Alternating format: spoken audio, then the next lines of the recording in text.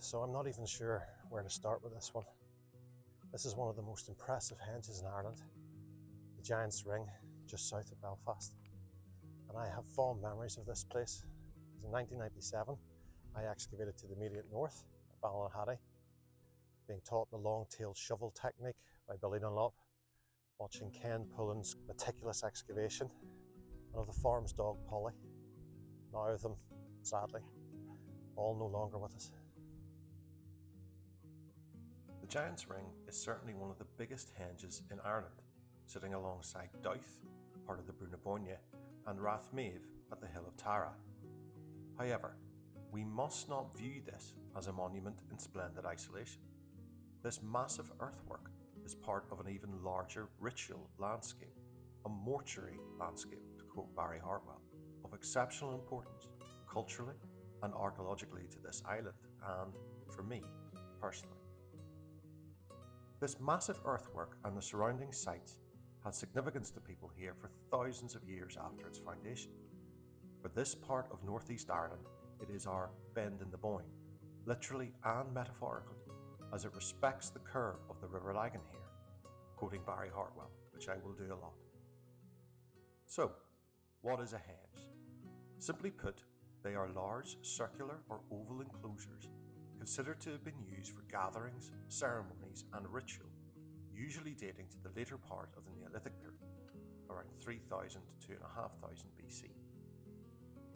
How do we know that they did not have a defensive purpose? Usually, the high bank was constructed from material from an inner ditch rather than outer ditch, therefore rendering the site pretty useless for a defensive purpose. The Giant's Ring henge is complete with a dolmen off-centre. This dolmen is believed to be all that remains of an earlier passage tomb, dating to around 3400 BC. The passage tomb towards the centre of the henge acted as a starting gun of sorts for the development of the surrounding ritual landscape. I also remember being told that the henge may have been covered, at least in part, with white quartz, which would have made it quite something in the landscape. But this too draws parallel with other important sites, such as the Great Henge at Avebury, Loch Crew, which takes its name from Carnbane, meaning white cairn, Carrickeel, and Newgrange. There was a geophysical survey carried out in 1995 that tentatively suggested there may be two circular features around the dolmen, but the report remains circumspect.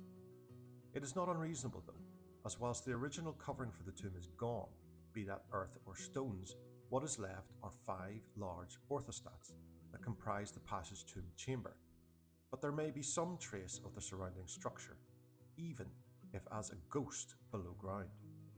19th century excavation described a kist, a stone-lined box, that was clearly subdivided, containing human cremated remains in Carrickeel-ware pottery vessels and human bones.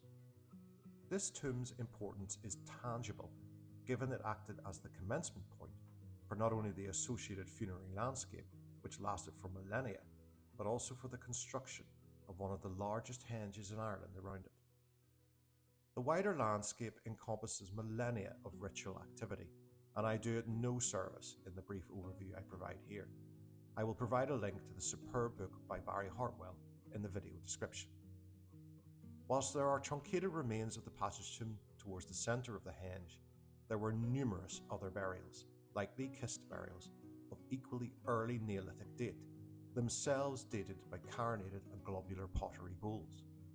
There was, then, a phenomenal ceremonial timber structure built around 2700 BC, itself cutting some of these earlier funerary sites.